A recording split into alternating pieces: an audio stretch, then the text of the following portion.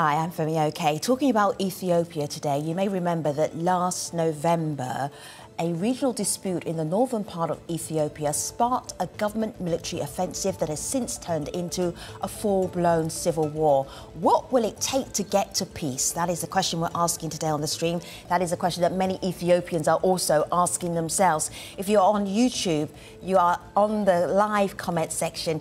Do put your comment right here and I will do my best to include it in today's show. Let us meet our guest, helping us to unpack the current situation in Ethiopia and what will it take to get to peace. Meaza, Zacharias, TEWODROSE, nice to have you. Welcome back to the stream. Meaza, please remind everybody who you are and what you do. Today, my name is Meaza. I am an international specialist and human rights advocate. Good to have you. Zacharias, welcome back to the stream. Introduce yourself to our audience. Thanks for inviting me again. My name is Zacharias Zelalem, and I'm a freelance journalist and contributor to Al Jazeera and The Telegraph, among other outlets. Good to have you, and welcome back to TEWODROSE. Nice to have you on the stream. Remind our audience who you are, what you do. My name is TEWODROSE TIRFE. I'm the chairman of Amhara Association of America, also known as AAA, that investigates, documents human rights atrocities in Ethiopia and share this widely, including U.S. policymakers, in the hopes that we can have a better form of governance in Ethiopia and respect for human rights. All right, to set the scene, we asked William Davison from the International Crisis Group to tell us where he thinks we are with Ethiopia, how close Ethiopia is to peace right now. This is what he told us just a few hours ago. Since the withdrawal of federal forces from most of Tigray in June, the Tigray regional forces have gone on the offensive into Afar and Amhara regions. They say this is necessary to degrade the capacity of their opponents, to break a blockade on Tigray, which is suffering a humanitarian emergency, and to compel the creation of a transitional federal government. In response, there has been considerable popular resistance to this, particularly in Amhara, whilst the Tigray forces are themselves a relatively popular insurgency amongst the Tigrayan people. Therefore, we have an intensifying and expanding civil war in Ethiopia, and at the moment there is no prospect of talks to try and end the war, with both sides still set on a military solution to this conflict. So that's William's take to help us set the scene for this conversation. Let me show you, guests, a headline. I really want you to react to this headline. Tell me what you think.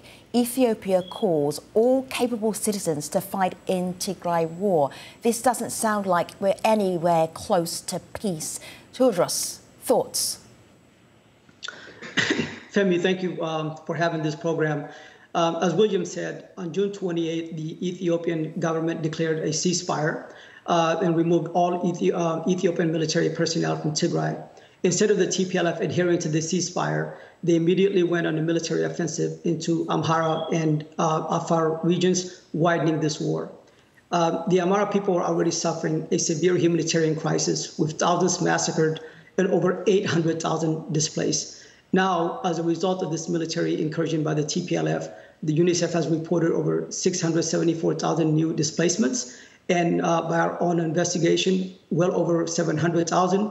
And we have seen the TPLF loot the warehouses of 8 agencies, homes, businesses, hospitals, and we have documented over 100 civilians that have been extrajudicially killed and also raped. So this has really exasperated the humanitarian crisis within the Amhara region. As a result of this, Amharas within the region are responding to a call to defend themselves from the TPLF invasion. There are hundreds of thousands of Amharas that are now under the occupation of the TPLF forces within the Amhara region, who have no communication to the outside world because telecom and electricity services have been disabled. So it's really a very terrible situation. If I may just jump on here. And just very quickly, just wanted to add that what the TPLF is doing amounts to a war crime, and the international community should condemn the TPLF and hold them accountable.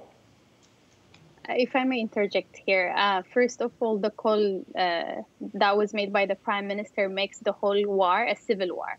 It is an intention to pit peoples against one another, and as a result, you see an entire population from the Amhara region is now marching towards Tigray or are continuing to commit the war crimes that they have been committing. So it's very sad to see young people from both regions fighting a war that is facilitated by the Ethiopian government, mainly the Prime Minister. However, I want to respond to some of the allegations Mr. TEWODROSE just made. The Tigrayan forces are not in Amhara because they want land or anything else. They're there trying to lift the siege that were put by the Ethiopian government, aimed at systematically starving the people of Tigray.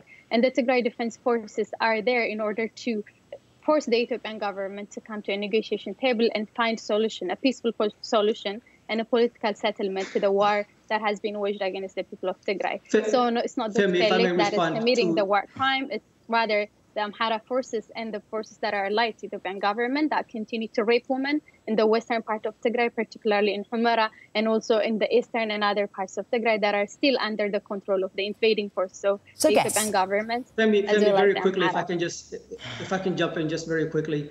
The TPLF leadership has said in their own words that one of their goals, one of their objectives is to exact revenge on the Amhara people for responding to the call to the attacks by the TPLF against the Amhara people.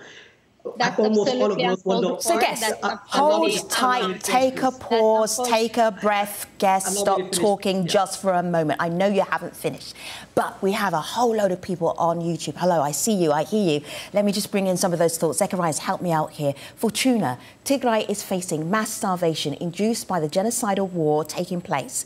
2.2 million children are starving to death. A whole region is in darkness, disconnected from the outside world. Zacharias, what do you know? Who is fighting? Well, I think it goes without saying that what the YouTube commentator said is more than accurate. And I think we'd also have to highlight that the Ethiopian troop withdrawal on June 28th that TEWODROSE referred to was not done with the sincere intentions of fostering peace or an end to the warfare. It was done as a result of military setbacks. Be that as it may, Tigrayan forces are accused and have been independently established as having committed atrocities during their push into the Amhara region. And the warfare that has devastated the country over the course of the past 9 months, and that has proven beyond any doubt that the current crisis cannot be solved via a military solution, continues unabated, and also continues to worsen the dire humanitarian crisis that both my fellow co-panelists mentioned.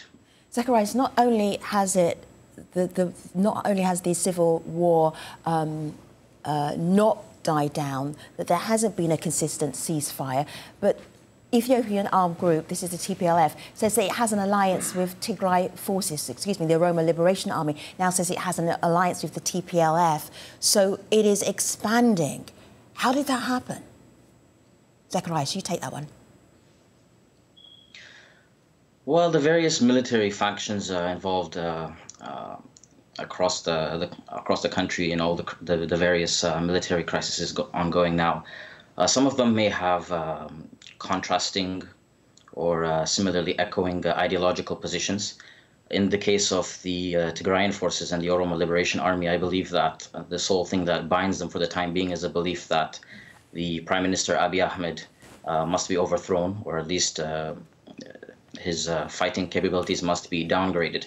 So it seems something more of a military pact than any really sincere agreement on how to guide or in what direction to take the country and the various populations in it. Okay, so the fighting is now going into Amhara. Earlier we spoke to Amhara Regional State Government for their position. This is what they told us. TEWODROSE, have a listen and come immediately off the bat with your reaction. It's quite sure that terrorist groups will not have a chance to continue taking lands or areas in Amhara. You know why we are ready to defeat and attack the terrorists? We all cooperate and we have already well prepared and we already get ready enough forces to defeat these terrorist sides. So no chance for terrorists to have more than land and to conquer or to invade any other key areas in Amhara. Well, Femi, just very quickly, the Amhara people have been put in a situation where they have no choice but to respond to the military invasion by the TPLF. which has displaced well over 700,000 people. Many Amharas are dying from starvation because the TPLF has looted the warehouses of aid agencies, homes, businesses, and have trucked all of these food items to Tigray. So this has been documented. They're committing extrajudicial killings and rapes and even shelling population centers. So the people have been put in a situation where they have to fight for survival, unfortunately. And all of this could have been avoidable. This was an avoidable situation. The TPLF, when they were removed from power by peaceful protesters, Ethiopians, mainly Amharas and Oromos, would not accept a situation where they could not dominate the Ethiopian politics. And so immediately they began to recruit, train, and arm young Tigrays across the Tigray region to prepare for war. In fact, they were boasting about their military might and their capacity to defeat the Ethiopian government. And on November 3rd, they attacked the Ethiopian Northern Command forces, killing dozens and taking hostage over 9,000 Ethiopian military soldiers. That's what precipitated this war. And unfortunately, as a result of that, we have millions of Amharas and Tigrays who are suffering and has brought this country into the brink of a failure. And that's the situation that we are. And I'll let Meaza speak.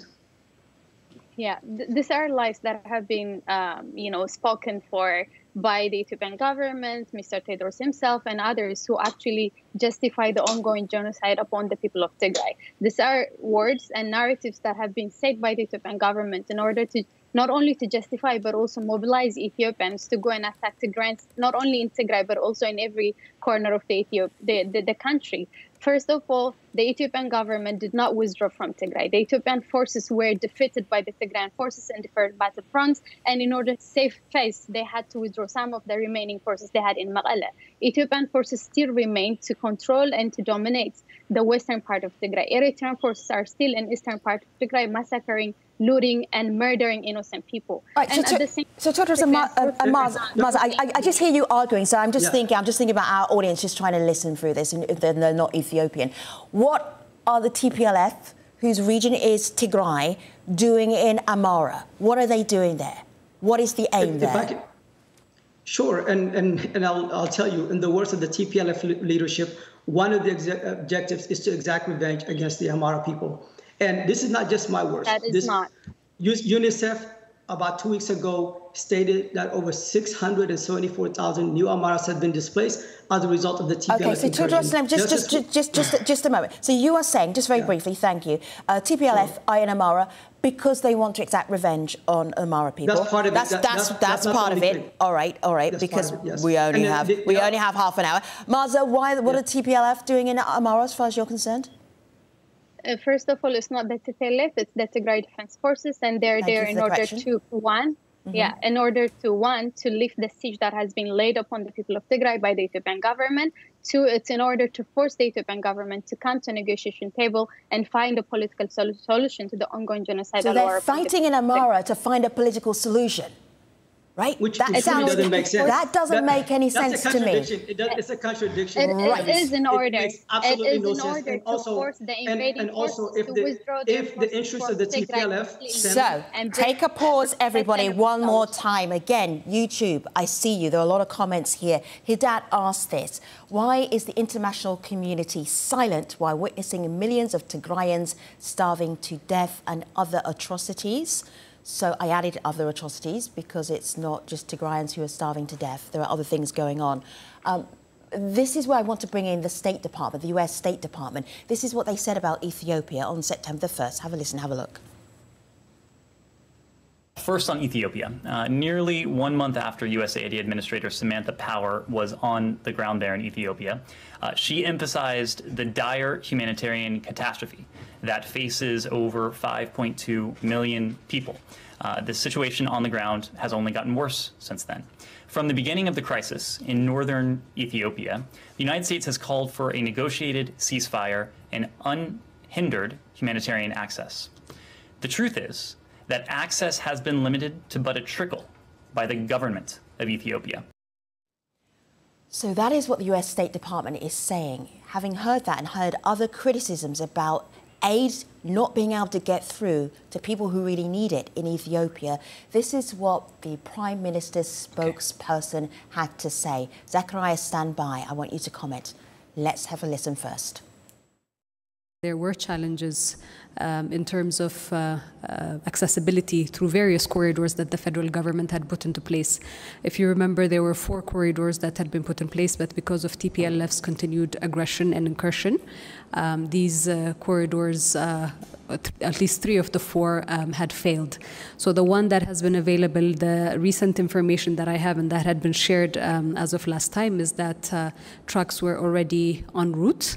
I don't have further detail in terms of how many have reached, but this is still something that's being compiled by the federal entity that is responsible for doing this.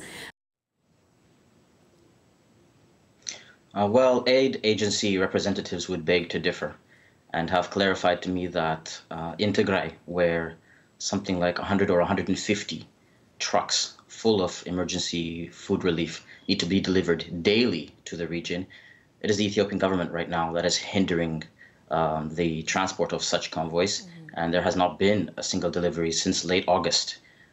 So in that regards, I think Bilani Siyum would have to self-scrutinize a bit, if you will.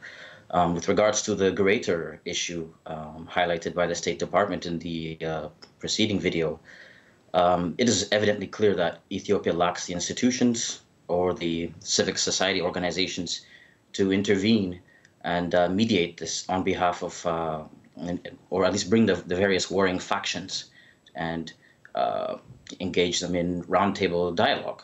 So this would fall evidently on the shoulders of the heavy players in the international community and the diplomats to be able to conduct whatever it is, whether it's shuttle diplomacy or behind the scenes dialogue, to mediate an end to this conflict, because 10 months in... Zacharias, who should be the mediator? The African Union mentioned just recently that they were going to ask a former Nigerian president to become a mediator for the Horn of Africa, be the representative for the Horn of Africa. That did not go down well in all parties. Who can mediate this civil war? Well, whoever it is, it's something that they can reach if they actually agree on a timetable, on a plan, and on the main hypothesis, which is that this war cannot be solved militarily. So whether it's Obasanjo or any other spokesman or statesman or sitting president or prime minister, I think it really doesn't make a difference for the people on the ground who, facing famine-like conditions, atrocities, and displacement, are desperate for any sort of end. So at this point, sadly, due to Ethiopia's dearth of independent institutions and due to the authoritarian nature of life in Ethiopia, we really require the international community or prominent members of the international community to intervene and solve this for once and for all. All right. Our audience watching on YouTube are also really eager to get to some solutions for how do you get to peace from the situation Ethiopia is in right now. This is Jazeera. She is really keen to explore peace initiatives. Have a listen, have a look. When we look at the rhetoric from both sides and the lack of success from the peace initiatives proposed by the international communities, it is looking more and more difficult to see a negotiated ceasefire come. And if things persist this way, the likelihood, all patterns certainly indicate the likelihood of eventual collapse. So, not much optimism there. Jura, who is on YouTube, says, what could be the solution to end the war? We've heard our guests disputing this solution to end the war. Meaza, you start. The solution is the removal of the genocidal regime in Ethiopia and giving the Ethiopian people an opportunity to decide on what they would want after that. And also the solution remains in bringing all the war criminals to court and to get justice for the victims of this genocidal war. But I wanted to make one point clear. If we do not undermine our enemies that are fighting Tigray left and right, how are we expected as Tigrayans to lift the siege that has been laid upon us for the past 2 months, with people do not have any access to humanitarian aid. People in Tigray are dying not only of starvation, but also of diseases that could have been cured if they have had access to humanitarian aid, including medicine. As humanitarian is returning to the same point that you've been making through the entire show, we hear you loud and clear. Head over here to my laptop. This is Becca. Becca said there should be no interference from external powers. I believe both sides can come to mutual ground without a third party. How do we get to peace, TEWODROSE? Well, I think one of the ways is that we need to have the international community pressure the TPLF to stop its military offensive and remove themselves from the Amhara and Afar regions. That way, then the Amhara people and Afars will not feel the need to respond to this military invasion. In addition, the Ethiopian government must allow unfettered humanitarian access into Tigray region, as well as any of the other areas that have been affected by this war. And the international community can support an all-inclusive dialogue of non-armed groups so that peaceful actors such as registered political parties, civil society, religious groups, women's groups, youth groups can come together and find a path forward that takes Ethiopia away from this ethnic apartheid system so that all Ethiopians can feel equal and at peace regardless of what part of the country that they live in. The root of all this issue is this ethnic apartheid system where you have ethnic groups feeling that they have to compete against one another.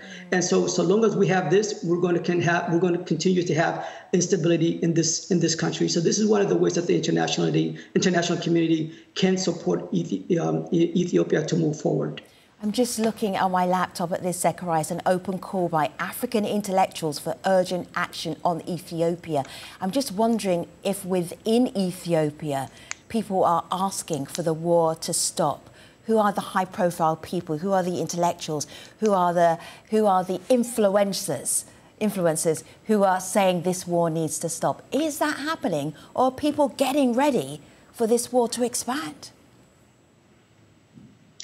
Well, as I mentioned earlier, due to the authoritarian nature of life in Ethiopia as it is, critical speech, the independent press, and all platforms which could be used to really poke at the holes in the Ethiopian government's narrative for why that war is necessary are unavailable and are not allowed to prosper. As a result, we could count on perhaps a silent majority.